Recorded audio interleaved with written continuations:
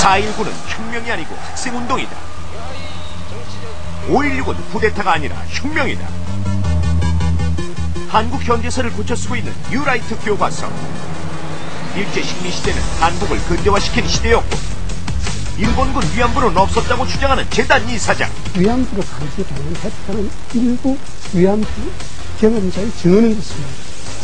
그러나 한국이고 일본이고 객관적인 사실을 갖춥시다. 어디 그렇게 함부로 전해가 무수가 알아서 할머니들 강제로 끌어가서 안 끌어가서 세상에 11살 딸이가 뭐 알아서 얻으면서 이 안부가 있는데 이 안부에서 뭘 하는지 어떻게 알고 돈 벌러 가겠어. 일본 우익단체가 만든 후소사 교과서보다 더 일본 우익 같은 한국의 뉴라이트 교과서. 교과서를 만든 뉴라이트는 무엇을 노리고 있는지 일수가 파헤쳤습니다. 일제로부터 해방된 지 60년이 넘었지만 아직도 친일 인명사전조차 제대로 만들지 못했습니다. 친일파 청사는 이미 물 건너간 지 오래입니다. 오히려 친일파 문제만 제기하면 좌익으로 몰아가는 서글픈 우리의 역사에서 이른바 메인스트림은 친일에 뿌리를 두고 있는 세력이 차지했다는 분석이 설득력을 얻고 있습니다. 전동건 기자. 네. 문제가 되고 있는 게 뉴라이트 교과서입니다. 예, 그렇습니다. 이 신문 방송에 많이 등장하는 뉴라이트가 이게 뭡니까? 예, 뉴라이트는 스스로 수구 보수하는 바른 새로운 보수라고 말하는데요. 이들 뉴라이트 가운데 일부 교수학자가 우리 근현대사 교과서가 이른바 좌파 이념에 물들었다는 거 고치겠다고 나섰는데 이게 바로 뉴라이트 교과서 토론입니다. 네. 그러니까 뉴라이트 교과서에 여러 문제가 있지만 일제 시대를 긍정적으로 평가하고 있다. 이 부분이 문제가 되고 있다. 예, 그렇죠. 예, 그러니까 뉴라이트 역사 교과서의 일제 시대 부분을 보면 그동안 숨어있던 과거 망령이 다시 등장하는 것 같습니다. 그것도 학문과 과학의 이름으로 다시 등장했습니다. 그가 교수야? 살고요. 교수는 어디서 알고요?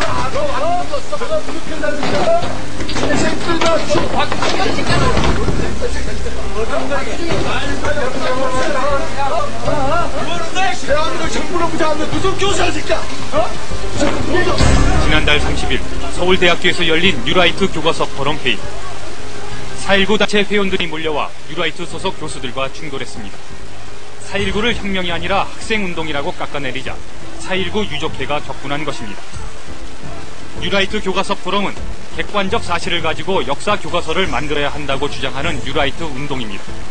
우리가 균형 잡힌 교과서, 좌편향, 우편향, 우리가 좀 이런 개념을 떠나서 실사구시적이고 좀 사실에 입각한 이런 균형 잡힌 교과서, 역사 교과서가 나와야 되지 않겠느냐, 이런 일념하에서 시작을 한 것입니다.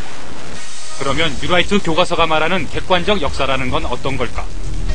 일제 식민지 시대는 한국 사람들이 나라를 빼앗겨 고통을 겪었던 시대라기보다는 근대적 경제가 성장한 시기라고 주장하는데 그게 객관적 역사라는 겁니다. 많은 조선인 농민이 조선 총독부의 토지를 빼앗겼다고 주장하기도 한다. 토지 약탈 주장은 사실로 뒷받침되지 않는다. 조선의 지주와 농민들은 수입 증대라는 혜택을 입었다. 쌀을 수탈당해 가난해졌다는 속설도 있으나 이는 잘못되었다. 반면 뉴라이트 교과서는 일본군 성노예, 일본군 위안부 강제 동원과 같은 일본 군국주의의 약탈과 인권 탄압 행위를 아예 뺐습니다. 악랄한 정도가 조금 덜한 여자 근로 정신대 사례만 넣었을 뿐입니다. 국내에서는 1944년에 학도 근로 보국대, 여자 근로 정신대를 만들어 동원하였다. 뉴라이트 교과서를 주도하는 교수들은 그동안 끊임없이 일제의 군 위안부 동원이 강제가 아니라 자발적으로 이루어졌다고 주장해왔습니다. 그것은 객관적 역사적 사실입니다. 예를 들면 위안부를 동원을 해서 영업을 하는 사람이 있거든요. 그리고 종군 위안부 중에서, 그럼 저는 종군 위안부라고 합니다. 군 위안부라고 합니다. 그 위안부 영업자 중에서 조선인이 절반을 넘습니다. 그래서 조선인이 무슨 권력을 가지고 자기가 강제로 영업을 했습니다. 이들에 의하면 일본군 성노예로 강제로 끌려간 한국의 젊은 여성들이 갑자기 성매매 여성이 되는 겁니다.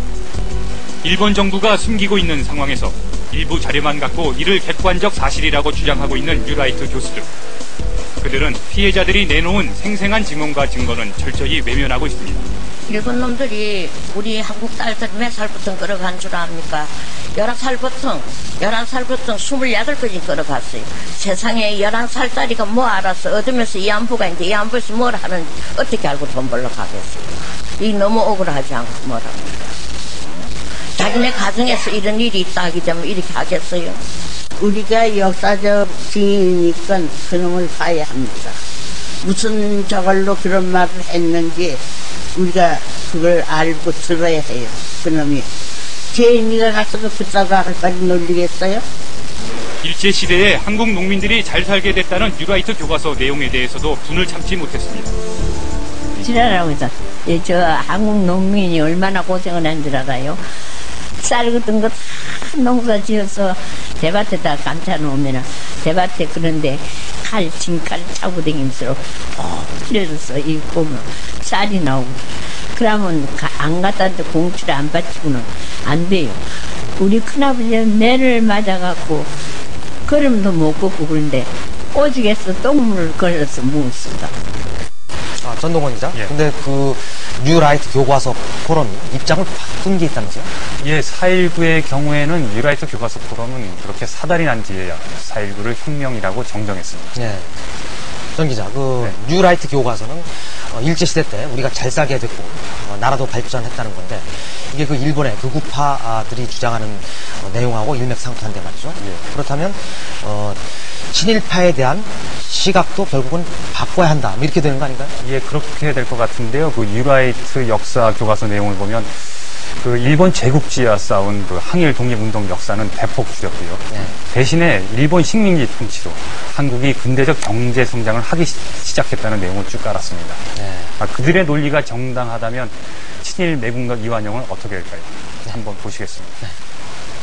일본 식민지 시대 당시 조선 총독부는 자신들이 조선을 얼마나 근대화시켜줬는지 홍보하는 온갖 선전문을 쏟아냈습니다.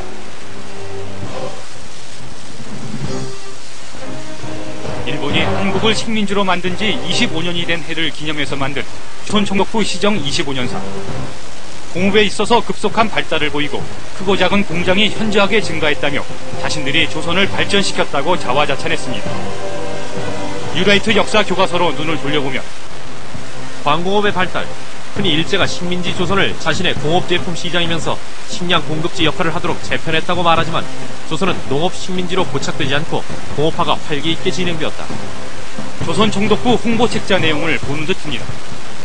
그 기업의 주력은 어디까지나 조선의 기업이 아니고 일본인 그 기업죠. 특히 일본에 있었던 대기업들이나 재벌들이 투자하면서 대형 산업 공장들이 건설이 됩니다. 그래서 이것이 얼핏 보면 조선에 지어졌기 때문에 조선의 경제 발전으로 보여지는 건 정확하면 일본 자본주의의 확대 발전입니다. 뉴라이트 교과서를 만든 사람들은 식민지 근대화론의 객관적 증거로서 조선 총독부 통계를 제시하고 있습니다. 조선 총독부가 집계한 조선 경제면적 통계.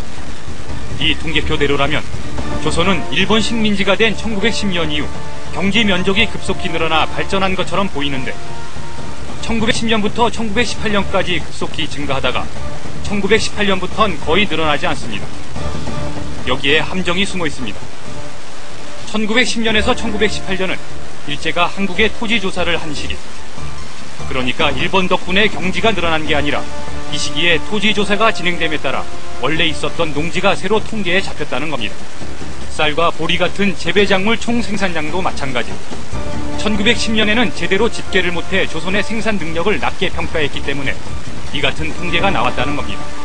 초기치인 1910년의 값이 낮게 잡히면 잡힐수록 그러면 경제 성장률은 더 크게 계산이 될 수가 있겠죠. 1인당 GDP는 만약에 1910년대로 수정을 하게 되면 그러면 1910년부터 20년대 말까지는 1인당 GDP는 증가하지 않았습니다. 전체 상태에 놓여 있었고 1930년대에는 1인당 GDP가 증가했는 것을 인정할 수 있지만은 1940년대 다시 하강을 했기 때문에 전체적으로 보면은 1인당 GDP가 성장했다고 이야기하기가 어렵습니다.